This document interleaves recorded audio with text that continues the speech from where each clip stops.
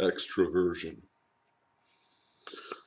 The definition most commonly given for extraversion is the ability to be charged by groups of people, by social interaction, by large groups, loud noises, exciting, buzzing activity.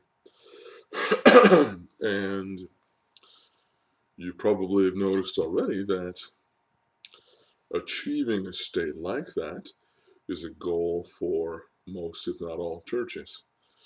Being that seeking that goal means that your assumption would be that's kind of what people like. You know, nobody will come if it's not exciting and buzzing and loud. Whether that's true or not, as a conclusion, it's true as an observation that you wouldn't create extrovert environments if you didn't think that extrovert environments would be attractive. Now, depending on the church's size or its place in its life cycle, you can have varying degrees of that. Something that's very, very small in its beginning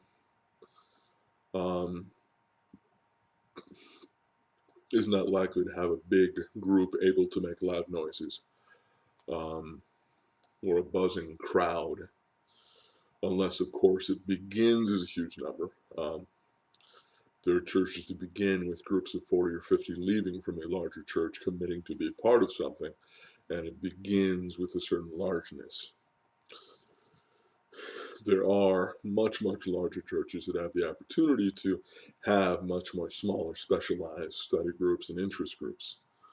But in general, the main thing that a church has, I mean, if you say, what's your number one meeting? And that's assuming you only have one. And the Bible does not support a one meeting a week perspective, by the way.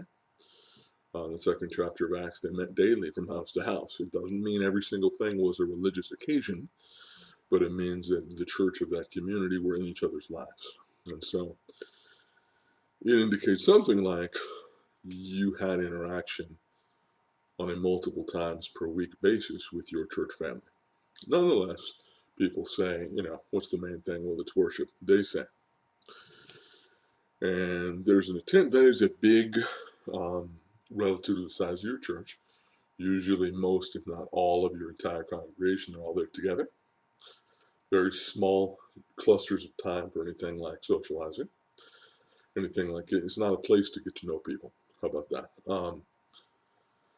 But were you coming with an extrovert's needs to have a big, exciting experience, feel like lots of people like you, really put out some energy in terms of dancing or singing, or maybe putting on your Sunday best, you could really get that from what most churches have to offer. So, churches definitely offer a encouragement and an openness to why you have extrovert needs, why we can fulfill those extrovert needs. We can give you a sense of being part of this big social involved thing. Please like and subscribe.